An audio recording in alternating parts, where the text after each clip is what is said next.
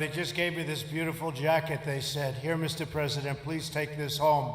I said, "Let me wear it." And then they gave me the beautiful hat, and I said, maybe I'll do that. We have a great Make America Great Again hat, but I say, this is a special day, we're wearing this, right?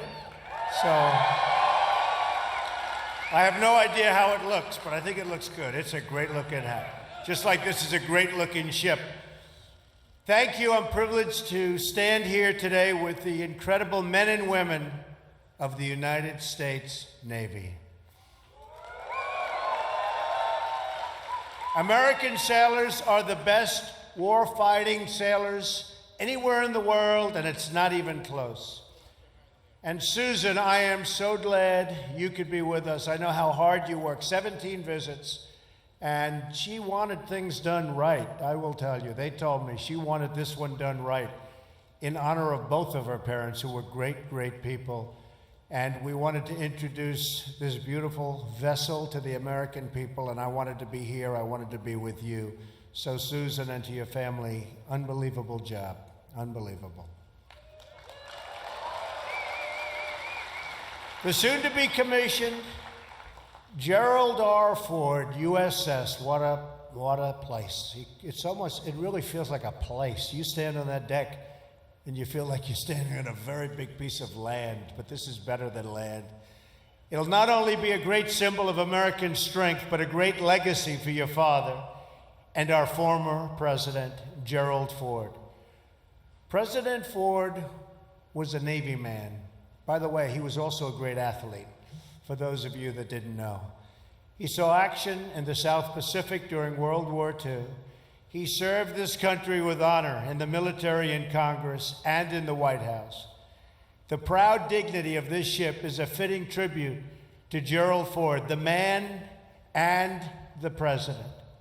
Congratulations to all of the men and women who helped build it. This is American craftsmanship at its biggest, at its best, at its finest. American workers are the greatest anywhere in the world. This warship and all who serve on it should be a source of shared pride for our nation. We're joined today, better believe it, right? Better believe it. Better believe it. And by the way, we're going to soon have more coming.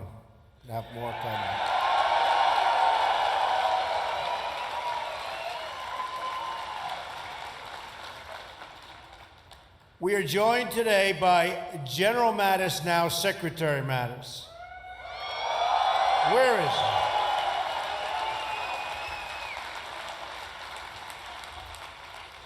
Who will be charged with overseeing this great rebuilding of our military might. We will give the men and women of America's armed services the resources you need to keep us safe. We will have the finest equipment in the world, planes, ships, and everything else. We are going to have, very soon, the finest equipment in the world.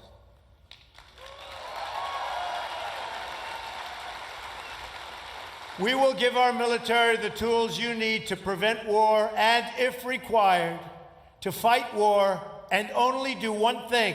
You know what that is? Win. Win.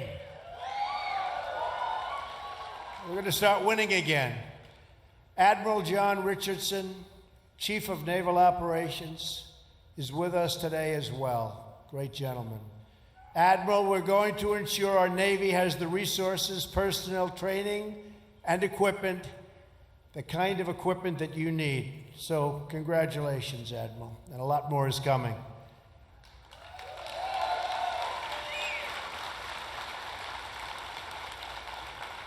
Let me congratulate Captain Richard McCormick, Commanding Officer of the Gerald R. Ford. This ship will make an extraordinary addition to the fleet, like no other. Anywhere in the world, there's nothing like this. It represents the future of naval aviation. I have no greater privilege than to serve as your Commander-in-Chief and the Commander-in-Chief of the men and women of the United States military. Great people. Great, great people.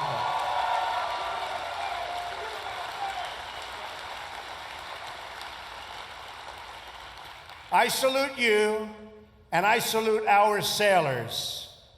I will always support you and your mission. I will never, ever let you down.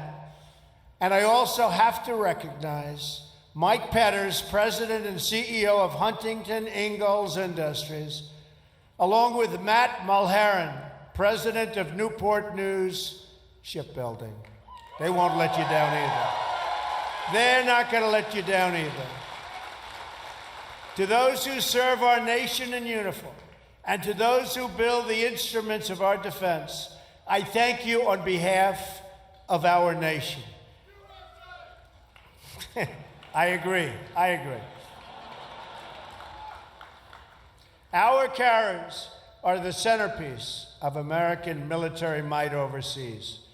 We are standing today on 4.5 acres of combat power and sovereign U.S. territory, the likes of which there is nothing to compete. There is no competition to this ship. It is a monument to American might that will provide the strength necessary to ensure peace. This ship will carry 4,500 personnel and 70 aircraft and will be a vital component of our defense. This carrier and the new ships in the Ford class will expand the ability of our nation to carry out vital missions on the oceans to project American power in distant lands. Hopefully, it's power we don't have to use. But if we do, they're in big, big trouble.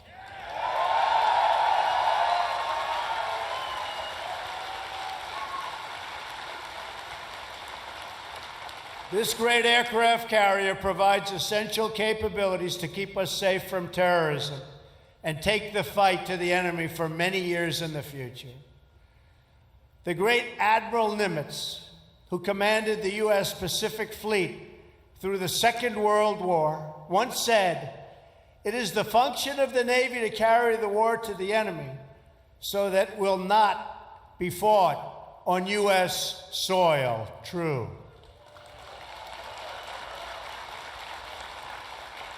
And it was under Admiral Nimitz's command 75 years ago this June that the Navy did just that. At the Battle of Midway, you've all known about the Battle of Midway, where the sailors of the U.S. Navy fought with a bravery that will be remembered throughout the ages. Storied bravery throughout the ages. The backbone of the American fleet at Midway was 3 beautiful aircraft carriers, the Yorktown, the Enterprise, and the Hornet. All 3 were built with American hands right here at the Newport News shipyard.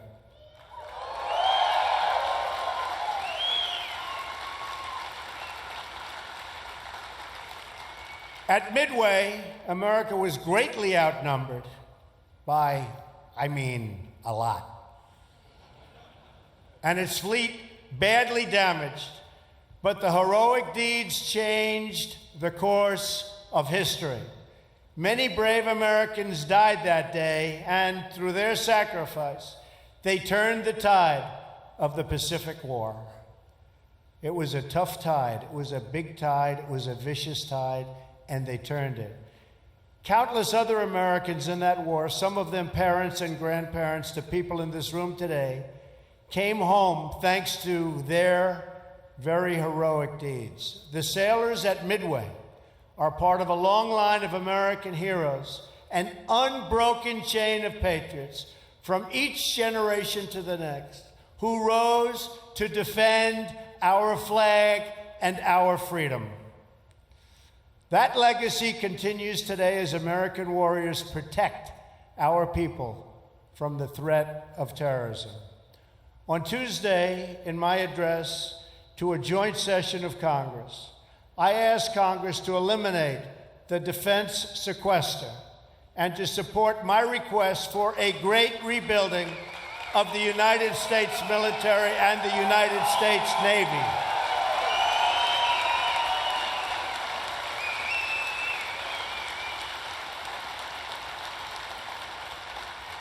After years of endless budget cuts that have impaired our defenses, I am calling for one of the largest defense spending increases in history. And by eliminating the sequester and the uncertainty it creates, we will make it easier for the Navy to plan for the future and thus to control costs and get the best deals for the taxpayer, which of course is very important, right? Got to get a good deal. We don't make a good deal, we're not doing our job. The same boat for less money, the same ship for less money, the same airplanes for less money. That's what we're doing. That's what we're doing. It means we're going to get more of them, and we can use them. Our military requires sustained, stable funding to meet the growing needs placed in our defense. Right now, our aging frontline strike and strike fighters, the whole aircraft, many, many aircraft, are often more likely to be down for maintenance than they are to be up in the sky. Our Navy is now the smallest it's been since, believe it or not, World War I. Don't worry. Going to soon be the largest it's been. Don't worry. Think of that. Think of that. In these troubled times, our Navy is the smallest it's been since World War I. That's a long time ago. In fact, I just spoke with Navy and industry leaders and have discussed my plans to undertake a major expansion of our entire Navy fleet, including having the 12-carrier Navy we need.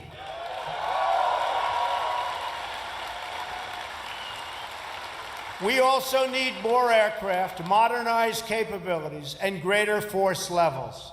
Additionally, we must vastly improve our cyber capabilities.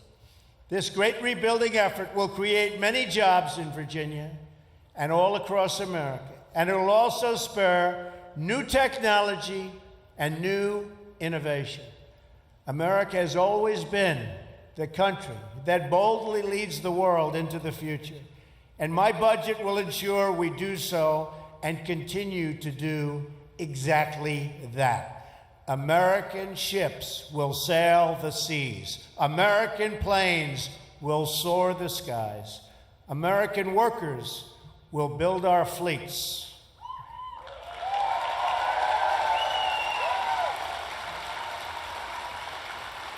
And America's military will ensure that even though the darkest nights and throughout, a bright and glowing sun will always shine on our nation and on our people.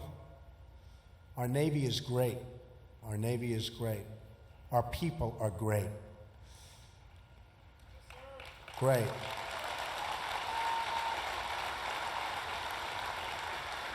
Our republic will meet any challenge, defeat any danger, face any threat, and always seek true and lasting peace.